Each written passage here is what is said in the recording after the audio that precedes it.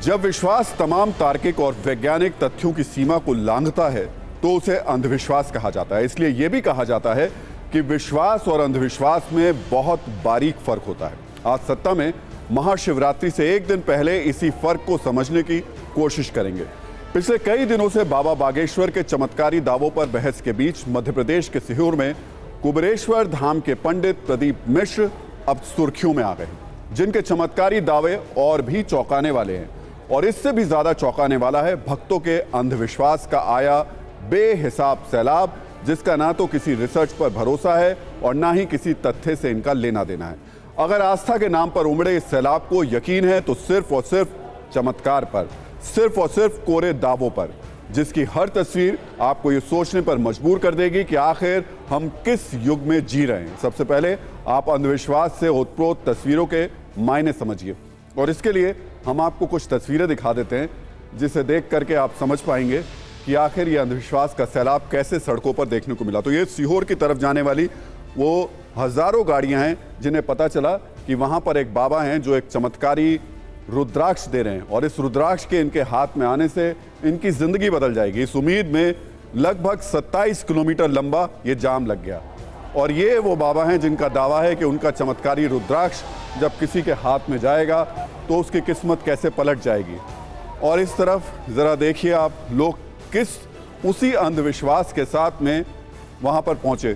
तस्वीर फिर से देख लीजिए आप, सड़क पर जनसैलाब है और ये ऊपर से ली गई तस्वीर है जिसमें कतार में गाड़ियां सीहोर की तरफ जाती हुई जाम में फंसी नजर आ रही हैं। ये समझ लीजिए आप, ये विश्वास और अंधविश्वास के बीच का बारीक फर्क है। अब ये जो दावे करते हैं उसको भी थोड़ा तसल्ली से देख लीजिए।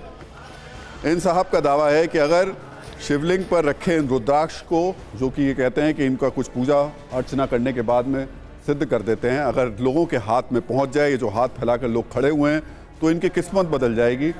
इन लोगों की ज़िंदगी जो है वो एकदम से 360 डिग्री चेंज हो जाएगी। और इसी उम्मीद और आस में लोग पैदल पता नहीं कितने किलोमीटर चलते हुए यहाँ पर इस उम्मीद के साथ पहुँचते दिखाई दिए कि काश वो एक रुद्राक्ष हमारे हाथ में आ जाए।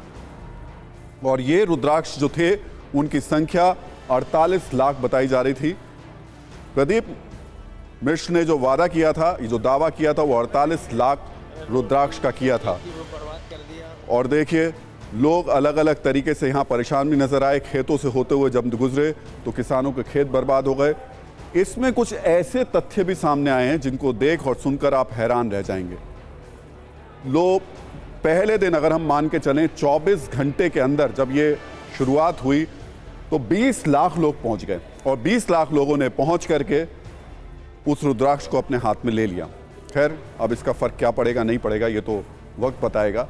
एक तरफ हिंदुस्तान पूरी दुनिया में तरक्की के झंडे गाड़ रहा है, साइंस टेक्नोलॉजी के क्षेत्र में वर्ल्ड लीडर बन रहा है, स्वदेशी लड़ाकू विमान बना रहा है। कल ही हमने 470 विदेशी जो स्वदेशी विमान के निर्माण की खबर सत्ता में आपको दिखाई थी।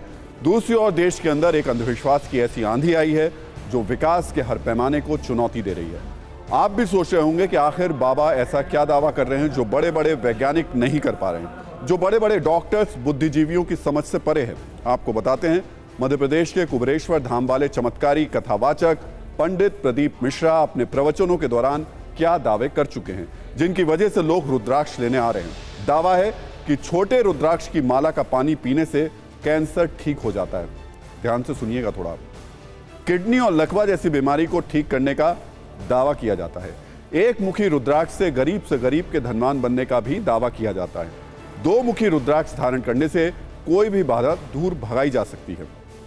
3 मुखी रुद्राक्ष पहनने पर विद्या की देवी सरस्वती का आशीर्वाद का दावा भी किया जाता है। इन दावों की लहर देश में ऐसी चली कि तमाम व्यवस्था चरमरा गई।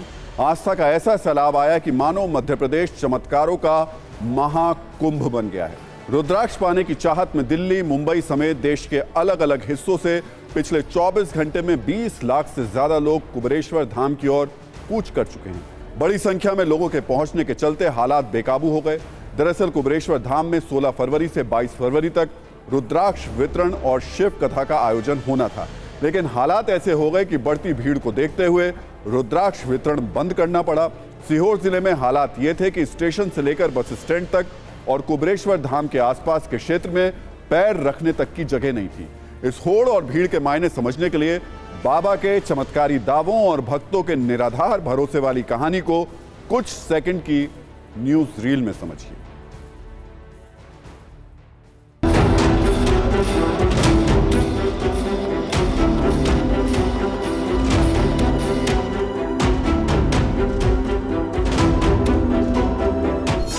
जिस व्यक्ति के घुटने में दर्द हो, कमर में दर्द हो, पीठ में दर्द हो, 8 मुखी रुद्राक्ष को जल के पात्र में रखो, उसका आचमन करना, पानी पीना चालू कर दीजिए, वो फल देना प्रारंभ कर देगा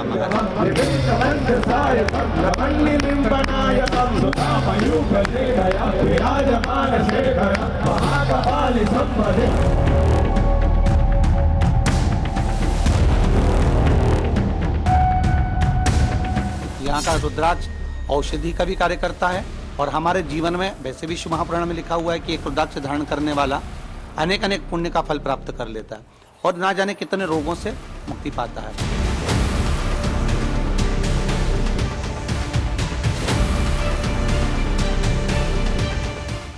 मिश्रा फेल, न पानी, न धूप, न चाय, न कुछ। रुद्राक्ष बांटने का तरीका गलत था और उनको उछालना नहीं चाहिए, एक एक को देना चाहिए था। जो पंडित जी ने किया है वो बहुत अक्षम है, बहुत लोग परेशान है, बहुत उनको बददुआएं मिल रही हैं, बहुत गलत बात है। पंडित जी को इस तरह से काम नहीं करना चाहिए, पंडित जी के लिए ठीक बात नहीं। पंडित जी, ऐसे धर्म नहीं चलता है।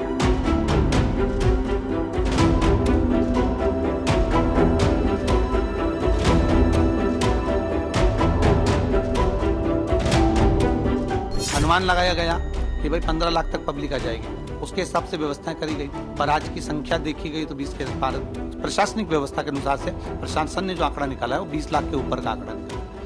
तो थोड़ा ना थोड़ा कहीं ना कहीं व्यवस्थाएं तो गड़बड़ होती ही हैं, पर बाबा ने संभाल रखी है और सब बाबा कर रहा है।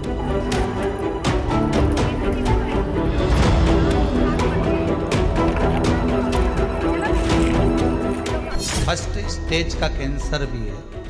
छोटे रुद्राक्ष अगर अच्छे हैं, 3 मुखी से लेकर 5 मुखी, 7 मुखी, 9 मुखी, 11 मुखी छोटा रुद्राक्ष मिल जाए, 12 ज्योतिर्लिंग का स्मरण कर कर अगर वो आचमन करना प्रारंभ कर दे तो कैंसर रोग में भी आराम मिलना प्रारंभ हो जाता।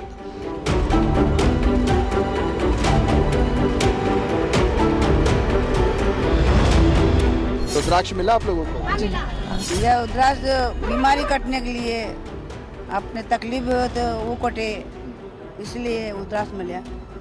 आप लोगों को भरोसा है कि ये काम करता है? मैंने भरोसा है, बीमारी ठीक हो रही है। लोग बताते हैं कि भाई ये कार्य करने से, पानी में भिगोने से मतलब हार्ट पे जो अंदर की बीमारियां हैं वो खत्म होती हैं, जो बड़ी से बड़ी बीमारी नहीं हो सकती जिंदगी में कभी भी।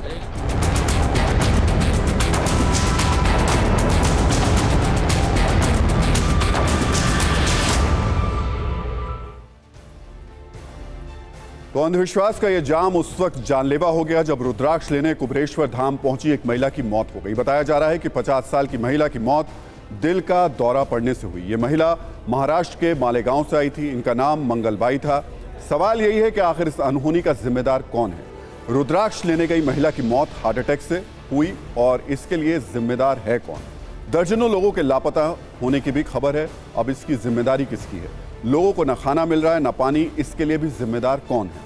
मंगलाबाई के अलावा महोत्सव में पहुंच रहे कई लोगों की तबीयत भी बिगड़ गई। भारी भीड़ के बीच कई लोगों को गर्मी और घुटन महसूस होने लगी।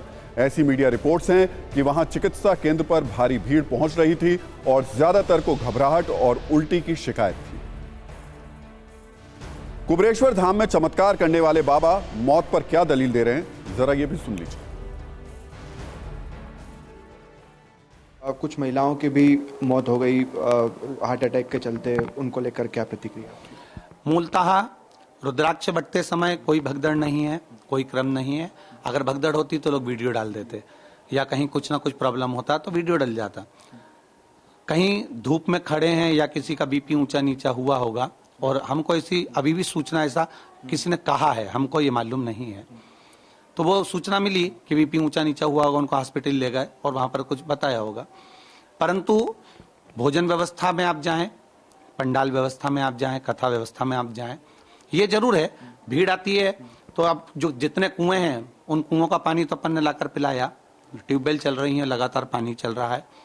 परंतु अपन ने जो टैंकर खरीदे हैं या ला रहे हैं, उन टैंकर का पानी यहाँ तक क्यों नहीं आ पा रहा? क्योंकि भीड़ इतनी है, जाम इतना लगा, वो कैसे आएगा?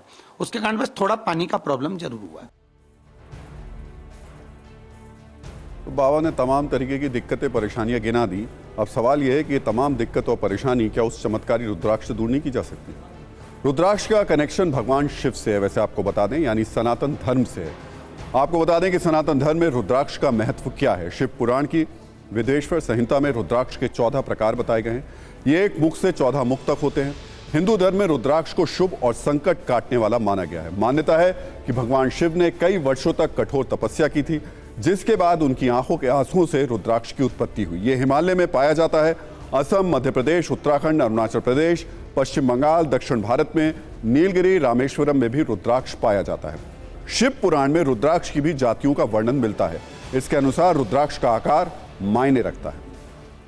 तो रुद्राक्ष के शुभ होने पर कोई संशय नहीं है। नजरिया 9 हम आपको बता दें, लेकिन रुद्राक्ष के प्रति आस्था जब उसे पाने की अंधी होड़ और दौड़ में बदल जाए तो फिर मामला आस्था के दायरे से बाहर निकलकर अंधविश्वास की सीमाओं में प्रवेश कर जाता है। और जब ऐसा होता है तो नतीजे अक्सर खतरनाक ही निकलते हैं, क्योंकि लोग उन मामलों में भी आस्था के भरोसे हो जाते हैं जिनमें वैज्ञानिक दृष्टिकोण अपनाना चाहिए। जैसे अगर कोई बीमार है तो उसे पहले अस्पताल जाना चाहिए, डॉक्टर की निगरानी में अपनी समस्या का समाधान कराना चाहिए। लेकिन अगर बीमार व्यक्ति डॉक्टरों को एक तरफ करके वैज्ञानिक तथ्यों को नजरअंदाज करके अंधविश्वास के पीछे दौड़ने लगेगा तो फिर पूरे समाज का नुकसान होता है। समाज को ये बात गांठ बांधकर रखनी होगी, तभी आस्था और विज्ञान का संतुलन बना रहेगा। बीमारियों का वैज्ञानिक इलाज और आस्था दो अलग अलग रास्ते हैं, इन्हें मिलाना खतरनाक हो सकता है। और अभी एक बड़ी खबर हम आपको बता दें, उद्धव ठाकरे को चुनाव आयोग से बड़ा झटका लगा है। बाला साहेब ठाकरे की राजनीतिक विरासत एकनाथ शिंदे को मिल गई है। चुनाव आयोग ने फैसला दिया है कि शिंदे गुट का नाम ही शिवसेना होगा। चुनाव चिन्ह धनुष बाण भी शिंदे गुट को देने का आदेश चुनाव आयोग ने दे दिया है। एकनाथ शिंदे गुट का चुनाव चिन्ह धनुष बाण होगा। और मेरे साथ इस पर बात करने के लिए मेरे दो सहयोगी हैं। मेरे साथ अखिलेश हैं मुंबई से और पीयूष हैं इस वक्त दिल्ली से। पीयूष, पहले तो चुनाव आयोग के इस पूरे फैसले को बता दीजिए। जी बिल्कुल राहुल जी, देखिए सबसे अहम बात यह है कि चुनाव आयोग ने इस मामले में साफ कर दिया है कि जो उद्धव ठाकरे की शिवसेना है वो अलोकतांत्रिक है, उसका संविधान, और सीधे तौर पर जो बाला साहब ठाकरे के समय में जो संविधान बनाया गया था उस संविधान में काफी संशोधन कर दिए गए और जो व्यवस्थाएं की गई पार्टी में वो बिल्कुल अलोकतांत्रिक तरीके से हैं। मतलब कि उसमें किसी भी तरह से लोकतांत्रिक व्यवस्था जो कायम की जाती है खासतौर पर किसी पार्टी में, वो नहीं है।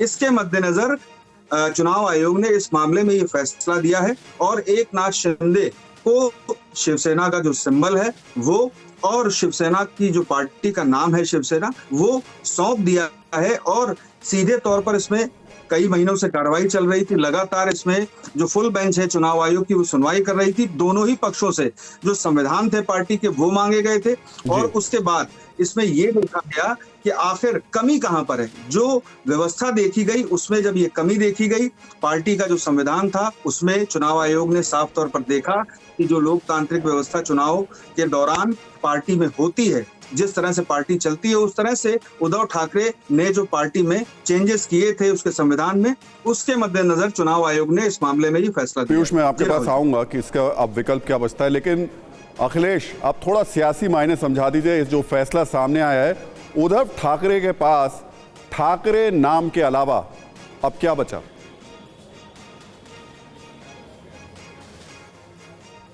जी बिल्कुल, देखिए राहुल सर, आपने सही कहा कि यहाँ पर जो उद्धव ठाकरे की जो विरासत है वो उद्धव बाला साहब ठाकरे की वो लगभग अब छिनती हुई नज़र आ रही, क्योंकि अब एकनाथ शिंदे के खेमे में धीरे धीरे अब अगर हम देख रहे हैं तो हर जिले से हर दिन कोई ना कोई उनकी पार्टी में शामिल हो रहा है। जिस तरह से पहले यहाँ नाम दिया गया था बाला साहब ठाकरे की शिवसेना और उधर दिया गया था उद्धव बाला साहब ठाकरे, तो काफ़ी कन्फ्यूजन था, दोनों में बाला साहब का नाम था। लेकिन अब जिस तरह से शिवसेना और उनका चुनाव चिन्ह दोनों एकनाथ शिंदे को दिया गया है, तो अब क्या इसके सियासी इसी मायने ये होंगे कि अब नई शिवसेना और पुरानी शिवसेना ऐसे पहचान होगी, क्योंकि धनुष बाण अब एकनाथ शिंदे के पास है और एकनाथ शिंदे के पास संख्या बल है। शायद चुनाव आयोग ने इसलिए उन्हें ये पूरा दिया है। लेकिन अब ये उद्धव ठाकरे की जो पूरी इतने साल की विरासत थी, लेगेसी थी, वो एक तरफ से अब एकनाथ शिंदे के खेमे में जाती हुई दिख रही है। तो अब ये जो 10 महानगर पालिका के चुनाव होने थे उसकी भी डेट अब जल्दी ही आएगी। और ये जिस तरह से चुनाव चिन्ह अब दिया गया है एकनाथ शिंदे को, उसके बाद अब ये कार्यकर्ताओं में जो एक प्रकार से कन्फ्यूजन था चुनाव चिन्ह को लेकर, दोनों पार्टियों के नाम को लेकर, वो दूर हो जाएगा। लेकिन एक नई बात ये सामने आएगी कि नई शिवसेना और पुरानी शिवसेना यही बन के रह जाएगी। बहुत बहुत शुक्रिया अखिलेश और पीयूष आपका ये तमाम जानकारी देने के लिए। तो कुल मिलाकर अगर इस पूरे घटनाक्रम को देखें तो हर तरीके से जीत सिर्फ और सिर्फ एकनाथ शिंदे की देखने को मिलती है। पार्टी के विधायक उनके साथ रहे, सांसद उनके साथ रहे, सत्ता उनके पास रही, अब शिवसेना नाम भी उनके पास आ गया है और चुनाव चिन्ह तो अब आ ही चुका है। यानी कुल मिलाकर उद्धव ठाकरे के पास अब सिर्फ ठाकरे नाम रह गया है। सत्ता में अब बात उस एंटी मोदी ब्रिगेड की जो हर वक्त अपने हाथों में एजेंडे वाले ग्रेनेड का थाम करके गिद्ध दृष्टि के साथ तैयार बैठी रहती है और वक्त वक्त पर अपने यही एजेंडे वाले ग्रेनेड छोड़ती रहती है, फेंकती रहती है। अब इस लिस्ट में एक और नाम शामिल हो गया है और वो है अमेरिकी कारोबारी जॉर्ज सोरोस का। खुद को लोकतंत्र का स्वयंभू रक्षक बताने वाले जॉर्ज सोरोस का एंटी मोदी एजेंडा ठीक वैसे ही है जैसे बीबीसी का था, जिसने कुछ दिन पहले एक विवादित डॉक्यूमेंट्री बनाई थी। वैसे ये काम इच्छाधारी मीडिया काफी लंबे वक्त से कर रहा है। तो पाकिस्तान, चीन और तुर्की जैसे देश भी एंटी इंडिया ग्रेनेड फेंकते रहते हैं, लेकिन ये सारे के सारे डिफ्यूज भी हो जाते हैं। इनमें लेटेस्ट उदाहरण है अमेरिकी कारोबारी जॉर्ज सोरोस का, जिनके पास पैसे ही पैसे हैं। लेकिन सोरोस का सबसे फेवरेट बिजनेस है किसी खास एजेंडे के तहत कई बड़े देशों की लोकतांत्रिक सरकारों के खिलाफ मोर्चा खोलना, और इसी में भारत का नाम भी शामिल है। आज हम जिन जॉर्ज सोरोस की बात कर रहे हैं उनकी उम्र 92 वर्ष है और खास बात यह है कि इस उम्र में भी सुबह शाम सोरोस को प्रधानमंत्री मोदी के सपने आते हैं। इसका सबूत एक बार फिर खुद सोरोस ने दिया है। इनके पास पैसा और पावर तो खूब है, लेकिन इसी के साथ सोरोस की एक बदनाम कुंडली भी है जो हम आपको आगे दिखाएंगे। लेकिन सबसे पहले देखिए उन्होंने भारत जैसे लोकतांत्रिक देश के चुने हुए प्रधानमंत्री नरेंद्र मोदी के बारे में क्या कहा है। हम सोरोस का जो बयान आपको सुनाने जा रहे हैं वो करीब 1 मिनट का है और अंग्रेजी में है, लेकिन हमने आपके लिए इसका हिंदी अनुवाद भी कर दिया है। Modi and business tycoon Adani are close allies. Their fate is intertwined. Adani Enterprises tried to raise funds in the stock market but failed. Adani is accused of stock manipulation and his stock collapsed like a house of cards. Modi is silent on the subject, but he will have to answer questions from foreign investors and in Parliament. This will significantly weaken Modi's stranglehold on India's federal government and open the door to push for much-needed institutional reforms. I may be naive, but I expect a democratic revival in India.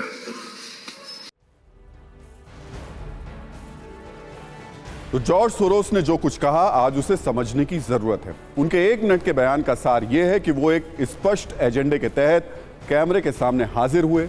उनकी जुबान पर नाम अडानी का था, लेकिन निशाना प्रधानमंत्री मोदी थे। इसलिए सोरोस की बातों में एजेंडे वाले ग्रेनेड के बारूद की बू साफ महसूस की जा सकती है। सोरोस की बातों से भारत सरकार का पारा हाई है, इसलिए केंद्रीय मंत्री स्मृति ईरानी सोरोस के एजेंडे वाले ग्रेनेड को डिफ्यूज करने के लिए सामने आई। उनकी बात भी सुन लीजिए। जॉर्ज सोरोस का ये ऐलान कि वो हिंदुस्तान में मोदी को झुका देंगे, हिंदुस्तान की लोकतांत्रिक ढांचे से चुनी हुई सरकार को ध्वस्त करेंगे, उसका मुंहतोड़ जवाब हर हिंदुस्तानी को देना चाहिए। हिंदुस्तान के लोकतांत्रिक ढांचे में हस्तक्षेप करने का ऐलान करने वाले जॉर्ज सोरोस को एक स्वर में हम जवाब दें कि लोकतांत्रिक परिस्थितियों में लोकतांत्रिक ढांचे से चुनी गई हिंदुस्तान की सरकार और हिंदुस्तान के प्रधान सेवक नरेंद्र मोदी ऐसे गलत इरादों के सामने सर नहीं झुकाएंगे। जब जब हिंदुस्तान को चुनौती दी गई, हमने विदेशी ताकतों को पहले भी हराया है, आगे भी हराते रहेंगे। वैसे अमेरिकी बिजनेसमैन जॉर्ज सोरोस इस गफलत में थे कि जो एजेंडे वाले ग्रेनेड उन्होंने भारत की ओर फेंके हैं उन्हें कांग्रेस पकड़ लेगी और फिर उनके एजेंडे को आगे बढ़ाएगी। लेकिन अच्छी बात यह है कि कांग्रेस ने ऐसा बिल्कुल नहीं किया। कांग्रेस ने आज एक समझदार विपक्ष होने का सबूत देते हुए सोरोस को ही आईना दिखा दिया। हालांकि अडानी वाले तीर को उसने अपने हाथों में कसकर पकड़े रखा। इसे कांग्रेस के नेता जयराम रमेश ने एक ट्वीट्स के जरिए समझाया, जिन्होंने उसमें लिखा कि पीएम मोदी से जुड़े अडानी घोटाले के बाद भारत में लोकतांत्रिक परंपराओं का उदय हो रहा है या नहीं, ये पूरी तरह कांग्रेस, विपक्ष और हमारी चुनाव प्रक्रिया पर निर्भर है। जॉर्ज सोरोस से इसका कोई लेना देना नहीं है। हमारी नेहरूवादी विरासत सुनिश्चित करती है कि सोरोस जैसे लोग हमारे चुनाव परिणाम तय नहीं कर सकते हैं। तो ये सब मोदी जी का टूल किट है, वो जाने। हमारा उस टूल किट में हम क्यों हस्तक्षेप करें, वो उन दोनों की जुगलबंदी में हम क्यों बीच में बोलें। हमारी मांग जेपीसी की है, हमारा अपना लोकतंत्र है, हम इसकी रक्षा करना भी जानते हैं और हम इसमें किसी और की हस्तक्षेप को बर्दाश्त भी नहीं करेंगे। और अब हम आपको जॉर्ज सोरोस की बदनाम कुंडली भी दिखा देते हैं। वैसे कहने को सोरोस एक अरबपति बिजनेसमैन है जिनकी नेटवर्थ 71,200 करोड़ रुपए की है, लेकिन सोरोस के इतिहास को देखें तो उनका बिजनेस मॉडल कुछ और ही दिखाता है। सोरोस के काम करने के पैटर्न को देखकर आप उन्हें लोकतंत्र का व्यापारी भी कह सकते हैं, आंदोलनों पर पैसा फेंकने वाला मैनेजर भी कह सकते हैं, एक एजेंडाधारी ठेकेदार और सत्ता परिवर्तन का निवेशक भी कह सकते हैं। मूल रूप से हंगरी के रहने वाले अमेरिकी कारोबारी जॉर्ज सोरोस को दिए इन नामों के पीछे की वजह भी आज आपको समझने की जरूरत है, क्योंकि सोरोस की कुंडली देखने पर पता चलता है कि पैसे के दम पर किसी देश के आंतरिक मामलों में दखल देना उनका पसंदीदा काम है। सोरोस पर दुनिया के कई देशों में सत्ता परिवर्तन के लिए फंडिंग करने के आरोप हैं। कई देशों की राजनीति को प्रभावित करने के लिए सोरोस पर एजेंडा चलाने का भी आरोप है। कारोबार की आड़ में कई देशों की राजनीति में दखल रखने का आरोप है। बड़े देशों के चुनावों को प्रभावित करने के लिए फंडिंग करने के भी इल्जाम सोरोस पर लग चुके हैं। जैसे 1980 के दशक में मध्य पूर्वी यूरोप और यहां तक कि चीन में सोरोस के ओपन सोसाइटी फाउंडेशंस की मौजूदगी रही है। तब इन क्षेत्रों में सबसे खराब राजनीतिक उथल पुथल का दौर भी देखा गया और इसका जिक्र सोरोस ने अपनी किताब अंडरराइटिंग डेमोक्रेसी में भी किया था। इसी तरह सोवियत संघ के पतन से पहले ग्लासनोट और पेरेस्ट्राइका आंदोलनों में भी सोरोस की सक्रिय भूमिका रही है। पूर्वी यूरोप में कई बड़े आंदोलनों की फंडिंग में सोरोस का रोल रहा है। शायद यही वजह रही कि यूरोप और कई अरब देशों में सोरोस की संस्थाओं पर पाबंदी लगा दी गई। जॉर्ज सोरोस पर 2004 में जॉर्ज बुश को राष्ट्रपति बनने से रोकने के लिए फंडिंग का आरोप भी लगा और ये बात खुद सोरोस ने कबूल भी की है। जॉर्ज सोरोस पर अनैतिक साधनों से दौलत जमा करने के भी आरोप हैं। 2002 में फ्रांस ने सोरोस को गलत तरीके से व्यापार का दोषी पाया था और फिर फ्रेंच कोर्ट ने सोरोस पर $23 लाख का जुर्माना भी लगाया था। यानी दूसरे देशों में राजनीतिक उथल पुथल कराना, सत्ता परिवर्तन के लिए फंडिंग करना या फिर अपने निजी हितों को पूरा करने के लिए एक विशेष एजेंडा चलाना सोरोस का फेवरेट टाइम पास है। लेकिन फिलहाल उनका ये एजेंडा भारत में डिरेल हो चुका है और प्रधानमंत्री मोदी को टारगेट करने की उनकी कोशिश फिर नाकाम हो गई है। हालांकि सोरोस को प्रधानमंत्री पर अगली बार सवाल उठाने से पहले उनकी ये बात भी सुन लेनी चाहिए। आदरणीय सभापति जी, देश देख रहा है, देश देख रहा है एक अकेला कितनों को भारी पड़ रहा है, एक अकेला कितनों को भारी पड़ रहा है। अरे नारे बोलने के लिए भी, नारे बोलने के लिए भी उनको बदल करना पड़ता है। जो भी ये बोलता है घंटे भर से आवाज की जवाब देना। आदरणीय सभापति जी, एक कन्विक्शन के कारण चला हूं, देश के लिए जीता हूं, देश के लिए कुछ करने के लिए निकला हुआ हूँ। और इसलिए ये राजनीतिक खेल खेलने वाले लोग, उनके अंदर वो हौसला नहीं है, वो ढूंढ रहे हैं, बचने का रास्ता खोज रहे हैं। और अब इस खबर का नजरिया 9। अमेरिकी उद्योगपति जॉर्ज सोरोस वैसे तो खुद को डेमोक्रेसी का स्वयंभू रक्षक बताते हैं, लेकिन ऐसे रक्षक और ठेकेदार किसी देश के चुनाव से ठीक पहले एक्टिव होते हैं तो क्या मान लिया जाए कि सोरोस ने भी भारत के में 2024 में होने वाले लोकसभा चुनाव से पहले सोच समझकर निशाना लगाया है। और अब एक ऐसी खबर जिस पर आपने सुबह से कई हेडलाइंस देखी होंगी, बड़ी बड़ी ब्रेकिंग न्यूज सुनी होंगी, हिंदू मुस्लिम वाले एंगल भी देखे होंगे, लेकिन अब आपको ऐसे हर चश्मे को उतार कर इस खबर को तथ्यों की कसौटी पर कसने की जरूरत है, जिसमें बहुत हद तक तस्वीर साफ हो जाएगी। यह खबर है हरियाणा के भिवानी में एक जली हुई बोलेरो में मिले 2 कंकालों की, जिनके नाम नासिर और जुनैद बताए जा रहे हैं। दोनों के परिवार का आरोप है कि नासिर और जुनैद को अगवा करने के बाद जिंदा जला दिया गया और इस वारदात को अंजाम देने के पीछे बजरंग दल के लोगों का आरोप है। साथ ही साथ पुलिस पर भी कई गंभीर आरोप लगाए गए हैं, लेकिन इस पूरे केस की असली फैक्ट फाइल आपके सामने खुलेगी, क्योंकि इस खबर का सच जानने के लिए टीवी 9 के रिपोर्टर्स ने क्राइम स्पॉट से लेकर उन गांव तक का दौरा किया जहां जुनैद और नासिर रहते थे। इस पर हमने आपके लिए एक रील तैयार की है, आप इसे देखिए, फिर इस मामले के एक तथ्य को आपके सामने रखेंगे।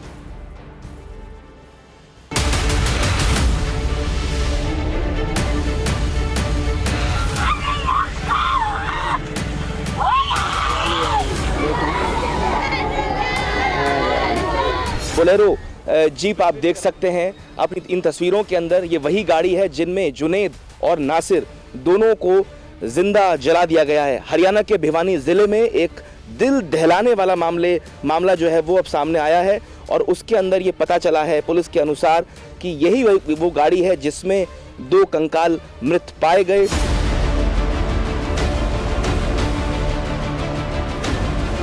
हमने गौर करके अंदर से देखा तो 2, एक पीछे वाली सीट के ऊपर और एक आगे वाली कनेक्टर सीट के ऊपर थे 2 कंकाल पड़े हुए थे। गाड़ी में ब्याह में गया, उन्हें जला दिया, ले जाके 2 काजू लिया गया,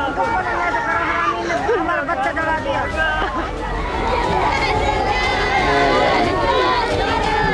कल पूरे दिन इनको तलाश किया, कहीं कोई खबर ना चली। किसी पुलिस वाले ने खबर दी कि भाई ऐसे ऐसे 2 व्यक्ति वहाँ पे मरे हुए हैं। पता चला कि वो हमारे दोनों भाई हैं। मरे ही नहीं जनाब, इनको गाड़ी के अंदर बंद करके मार दिया गया। विचलित कर देने वाली तस्वीरें यहाँ पे भरतपुर के घाटमीका गांव से, जहां नासिर और जुनैद के कंकाल बीती रात पहुंचे हैं। आखिर वो कौन लोग हैं जिन्होंने इस पूरे कांड को अंजाम दिया है, ये भी अपने आप में पुलिस खंगाल रही है। रिश्तेदारी में जाने के बाद इन लोगों को रास्ते में किडनैप कर लिया गया। तो वहाँ पता चला, तो वहाँ जो इन्फॉर्मेशन हुई गाड़ी नंबर से, चेचिस नंबर से पता चला कि हमारे ही वो बंदे हैं। मेरा कहना यह है, तब तक हम डेड बॉडी नहीं उठाएंगे, तब तक डेड बॉडी को दफनाएंगे नहीं, तब तक हम मुलजिमों को पुलिस कस्टडी में नहीं ले सकती और हमें न्याय चाहिए, तब तक हम लोग कदम नहीं हिलाएंगे बिल्कुल। यहाँ से फिरोजपुर ले गए थे उन लोगों को। यहाँ से फिरोजपुर और यहाँ से फिरोजपुर कितना दूर है? यहाँ से फिरोजपुर ये करीब 20 किलोमीटर के समथिंग है। उसके बाद क्या हुआ? उसके बाद वो बोले कि ये इसका एक्सीडेंट हो गया है। यहाँ से गाड़ी में उसको निकाल कर हरियाणा ले गए भिवानी और वहाँ उनको जला दिया गया। तो हमको तो अभी बस यही चाहिए कि न्याय मिलना चाहिए, हमें उन लोगों को जल्द से जल्द अरेस्ट किया जाए और हमें न्याय मिलना चाहिए। जो भी ये गोविंदगढ़ इलाके में जो भी घटना घटी है उसमें मेरा व मेरी टीम का कोई लेना देना नहीं है। पुलिस अपनी कार्रवाई करे और उसमें जो दोषी हैं उनके खिलाफ कार्रवाई की जाए। बेफालतू में संगठन और हमारा नाम इसमें इन्वॉल्व नहीं किया जाए। देखिए आसपास ऐसा कोई नहीं मिला कि वो पेट्रोल वगैरह कोई ज्वलनशील पदार्थ हमें, लेकिन जड़े हुए जरूर थे। संदिग्धों के नाम परिजनों ने बताए, उनको राउंड अप करने के लिए स्पेशल टीम्स रवाना की गई हैं। जो संदिग्ध हैं वो सभी हरियाणा के रहने वाले हैं, उनको पूछताछ के लिए लेकर के आएंगे।